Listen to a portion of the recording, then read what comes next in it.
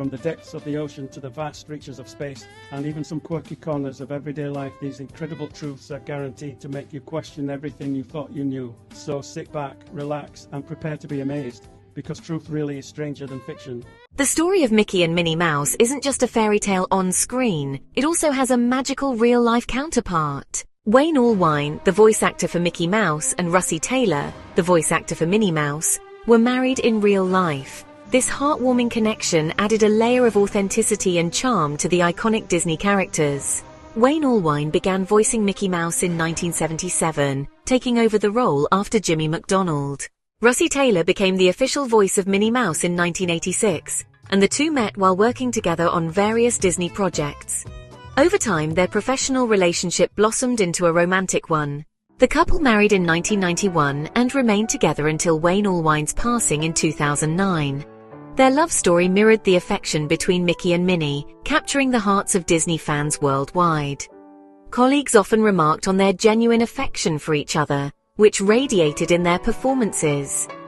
Despite being married, they kept their personal relationship relatively private, focusing instead on their work and their dedication to bringing these beloved characters to life. Their union is a testament to how art and life can intertwine in magical ways. It's a charming anecdote that further endears the legacy of Mickey and Minnie Mouse to fans, highlighting the enduring power of love both on and off the screen. The decision to give Barbie a complete formal name was quite strategic for Mattel. In 1959, when Barbie was introduced, it was revolutionary to create a doll with such a developed identity. Previous dolls were typically baby dolls meant for nurturing play, but Barbie was designed to be an independent young woman with her own life story. Her formal name helped establish her as a character that girls could imagine as a real person with a career, home, and lifestyle. Ruth Handler's inspiration came from observing her daughter Barbara playing with paper dolls, often giving them adult roles. The name Barbara was naturally chosen from Handler's daughter, but the addition of Millicent Roberts helped create what marketing professionals would now call a fuller brand identity. The name had a sophisticated, slightly upper-middle-class feel that aligned with Barbie's fashionable image and aspirational qualities. Over the decades, Mattel has built an extensive universe around Barbie, complete with family members who also have full names. For instance, her younger sister is named Kelly Roberts, though later renamed Chelsea, and her longtime boyfriend is Kenneth Sean Carson, better known as Ken. This naming convention helped create a realistic world for children to explore through play. The choice of Millicent as a middle name is particularly interesting for the late 1950s. It has an aristocratic, almost Victorian feel, which might have been chosen to give Barbie an air of sophistication. The surname Roberts is solid and respectable, neither too fancy nor too plain-fitting for a character who is meant to be relatable yet aspirational. Throughout Barbie's various incarnations, from the original teenage fashion model to her many careers including doctor, astronaut, president and scientist, her full name has remained constant, though it's rarely used in marketing or packaging. It's more commonly found in books, character guides and official Mattel documentation, serving as a foundation for her character rather than a regularly used identifier. This attention to detail in creating Barbie's identity helped establish her as more than just a toy. She became a cultural icon who has reflected and sometimes influenced American society's views on women's roles, careers and possibilities for over 60 years. Her full name represents a thoughtful approach to character development that was ahead of its time in the toy industry. The Wicked Bible, also known as the Adulterous Bible or Sinner's Bible, was published in 1631 by Robert Barker and Martin Lucas, the royal printers in London. Its notorious claim to fame came from a significant typographical error in the Ten Commandments, specifically in Exodus 20:14, where the word not was omitted from the seventh commandment, making it read, "Thou shalt commit adultery," instead of "Thou shalt not commit adultery." Its notorious claim to fame came from a significant typographical error in the Ten Commandments, specifically in Exodus 20:14, where the word not was omitted from the seventh commandment, making it read, "Thou shalt commit adultery," instead of "Thou shalt not commit adultery." When this error was discovered, it caused a massive scandal in England. King Charles I was furious about the mistake and summoned the printers to the Star Chamber, where they were fined £300, a massive sum at the time equivalent to tens of thousands of dollars today, and had their printing license revoked. Most copies of the Wicked Bible were recalled and burned on orders from the king. The error is believed to have been either an accidental omission by a tired typesetter or, as some have suggested, an act of sabotage by Barker's rival printers. This mistake contributed to Robert Barker's eventual downfall. He later ended up in debtor's prison, where he died in 1645. Today, only a handful of copies of the Wicked Bible are known to exist. Estimates suggest between 11 and 20 surviving copies. These rare copies are highly valued by collectors and museums. One copy sold at auction in 2015 for £31,250. The remaining copies are held in various institutions, including the British Library, the New York Public Library, and a few private collections. The Wicked Bible serves as a remarkable example of how a single missing word can completely change the meaning of a text, and it remains one of the most famous printing errors in history. It also provides an interesting glimpse into the serious consequences that could result from printing errors in 17th century England, particularly when those errors pertain to religious texts.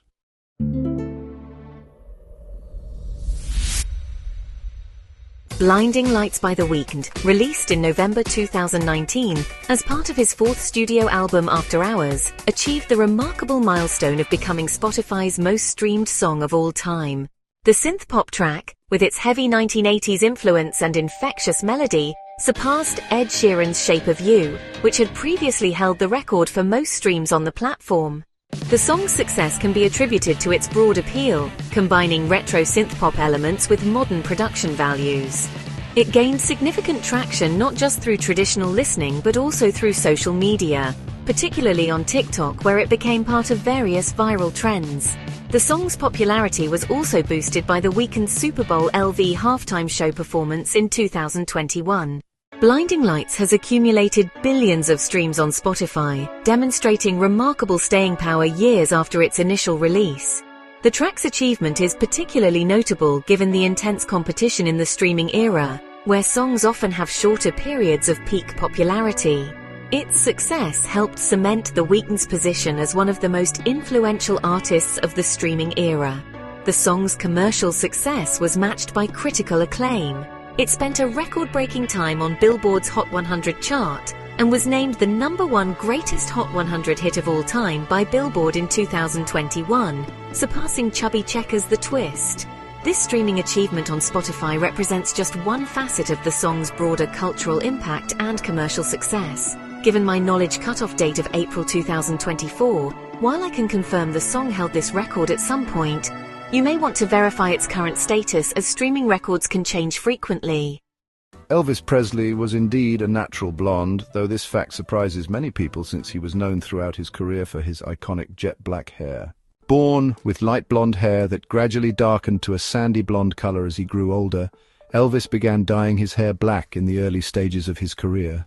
The decision to dye his hair black was reportedly influenced by several factors. First, Elvis idolized Tony Curtis, who had dark hair, and wanted to emulate his look.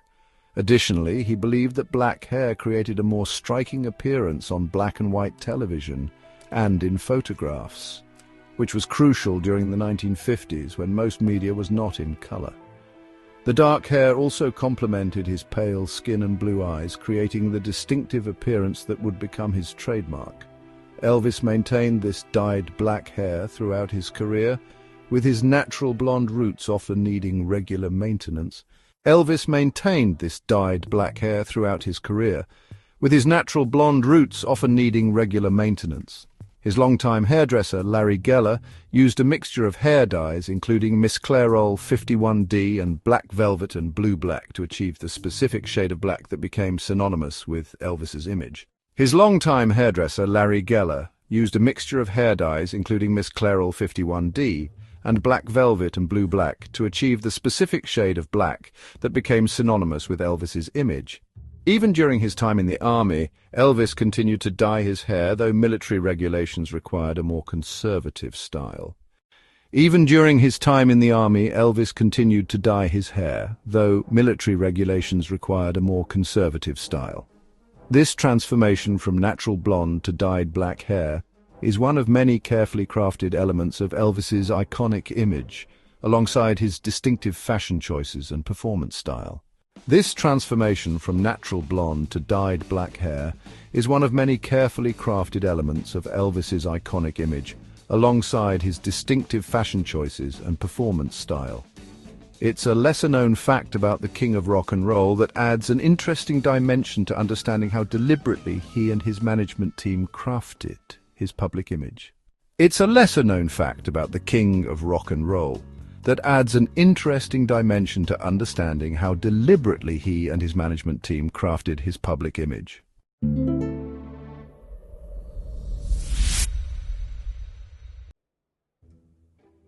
The first movie ever copyrighted was a groundbreaking 2-second film titled Fred Ott's Sneeze, or Edison Kinetoscopic Record of a Sneeze, created in 1894. This short film holds historical significance as it represents one of the earliest examples of motion picture technology and its formal protection under copyright law.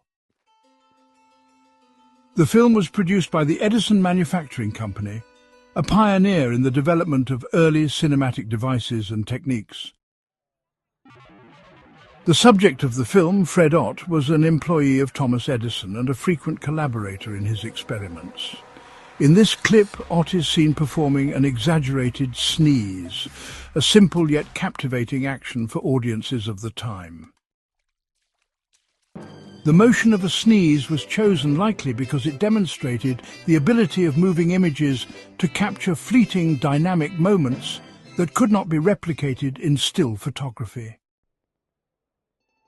Fred Ott's Sneeze was registered with the Library of Congress on January 7, 1894, under the newly established copyright laws applicable to motion pictures.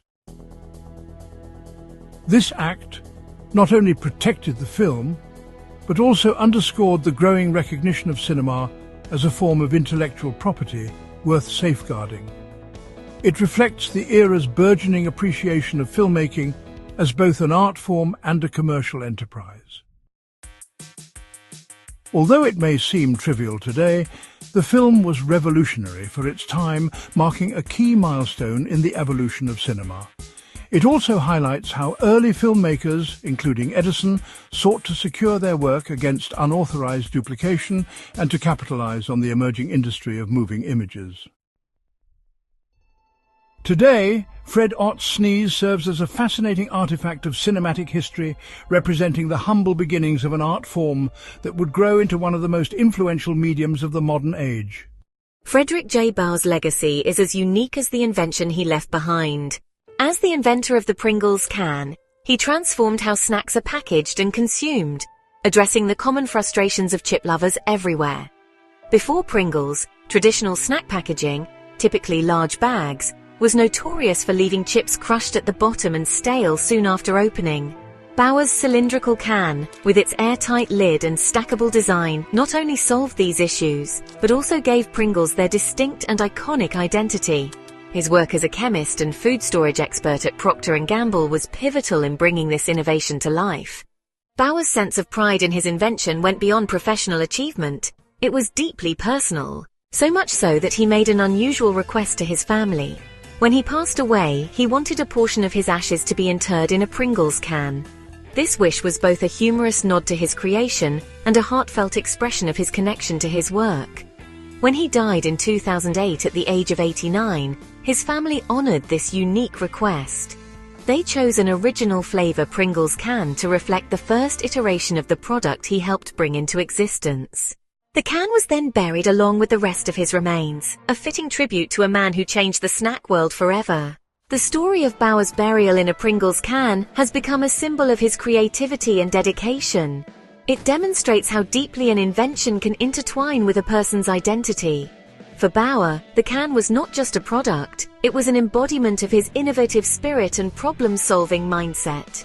This quirky yet touching gesture resonates with many who hear about it, offering a glimpse into the personality of the man behind one of the most recognizable snack packages in the world. In the years since his death, Baur's unusual final resting place has turned into a charming piece of pop culture lore.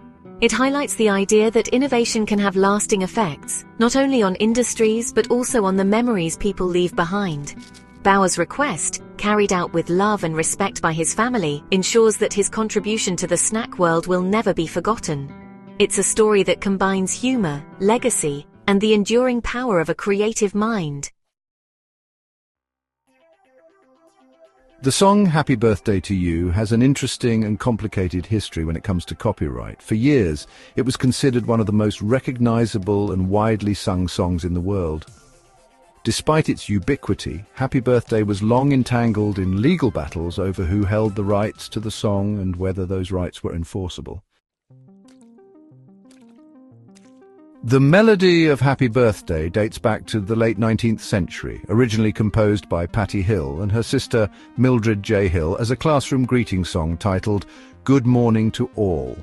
The lyrics for Happy Birthday were later added, but the authorship of these lyrics remains unclear. The song was eventually published in various forms and its popularity grew, leading to disputes over ownership. Warner Chappell Music acquired the rights to the song in the 1980s, claiming that the copyright on the lyrics was valid. For decades, Warner Chappell charged royalties for the commercial use of the song, generating millions of dollars annually. However, the copyright faced significant challenges. Critics argued that the song should be in the public domain, especially since the melody was much older and the lyrics were not conclusively proven to belong to Warner Chappell. In 2013, a lawsuit was filed by filmmakers seeking to use the song without paying hefty licensing fees. The legal battle culminated in a landmark decision in 2016 when a federal court ruled that Warner Chappell did not hold a valid copyright on the song's lyrics. The court determined that the song was already in the public domain, as no definitive proof of copyright ownership existed for the specific lyrics. This decision effectively freed Happy Birthday for public use, and Warner Chappell agreed to settle the lawsuit by refunding millions of dollars in previously collected licensing fees. Despite this ruling, there are occasional misunderstandings about the song's copyright status. Some sources mistakenly claim that the song remains copyrighted until 2030, possibly due to confusion about the varying expiration dates of copyrights and the details of the legal case.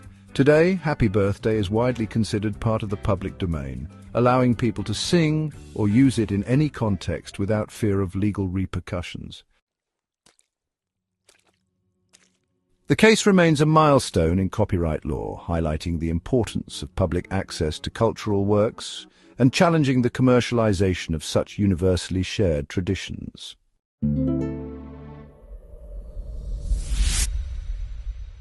The story of the first email ever sent is a fascinating glimpse into the early days of digital communication. In 1971, a computer engineer named Ray Tomlinson sent the first email as part of an experiment while working on ARPANET, the precursor to the modern Internet.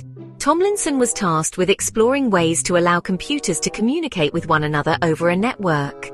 In the process, he developed the email system and introduced the use of the @ symbol to separate a user's name from their computer's address, a practice that remains standard to this day. To test his new system, Tomlinson sent the first email message between two computers that were sitting side by side, connected through ARPANET. The content of this historic message was not particularly meaningful. It was simply a string of characters, quirky, the first line of letters on a keyboard. The message served as a placeholder, much like a test message, because the primary goal was to demonstrate that the technology worked. Tomlinson later admitted that he did not document the exact text of the first email. but it was likely something quick and simple, such as random keystrokes. Although the content of the first email was trivial, the innovation behind it was revolutionary. Tomlinson's invention laid the groundwork for email as we know it today, transforming communication in the decades that followed. By enabling people to send messages electronically, email eliminated the constraints of time and physical distance, profoundly impacting personal and professional communication. The first email also highlighted the simplicity and utility of the technology. At the time, Tomlinson had no idea how significant his creation would become. He once remarked that he didn't think the email was particularly important at the time. It was just another project he was working on. However, his contribution is now recognized as a milestone in the history of computing and communication. Ray Tomlinson's innovation continues to shape the modern digital world, where billions of emails are sent daily. The simplicity of that initial message, whether it was quirky or something similarly mundane, stands in stark contrast to the complex, multifaceted role email plays in our lives today. It serves as a reminder that even the most revolutionary inventions often have humble beginnings. Alfred Hitchcock, the legendary filmmaker known for his mastery of suspense and psychological horror, harbored an unusual fear. He was afraid of eggs. This peculiar aversion, known as ovophobia, was one of Hitchcock's more eccentric traits and has fascinated fans and biographers alike. Hitchcock himself openly admitted to this fear in interviews, describing eggs as something he found deeply unsettling. Hitchcock's fear of eggs stemmed from their appearance and texture, which he described as strange and revolting. In one interview, he elaborated on his feelings, stating, "I'm frightened of eggs, that white round thing without any holes. Have you ever seen anything more revolting than an egg yolk breaking and spilling its yellow liquid?" This visceral reaction to eggs was surprising, given Hitchcock's otherwise fearless approach to exploring dark and unsettling themes in his films. Interestingly, his aversion to eggs contrasts sharply with his fascination with birds, which play a central role in his iconic film, The Birds. While he seemed comfortable working with birds as part of his storytelling, the idea of consuming or even handling eggs was repellent to him.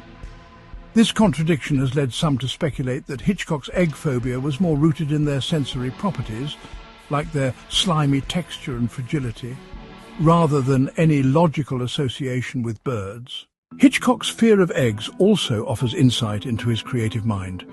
He had a knack for identifying seemingly ordinary things and imbuing them with a sense of dread or unease in his films. His discomfort with eggs may have reflected his ability to see menace in the mundane, a skill that made his movies so uniquely chilling. While eggs never featured prominently as a symbol in his films, his egg phobia became part of the mystique surrounding his personality. Hitchcock's fear of eggs is a reminder that even the most celebrated figures can have quirks and vulnerabilities. It humanizes the master of suspense, offering a glimpse into the idiosyncrasies of the man behind the camera. Despite his fear, Hitchcock's legacy remains untouched by this curious phobia, with his work continuing to inspire and terrify audiences worldwide. Thank you for watching. We hope these mind-blowing facts left you amazed and inspired. Don't forget to like, subscribe and hit that notification bell because there's plenty more where that came from. Stay curious and we'll see you in the next one.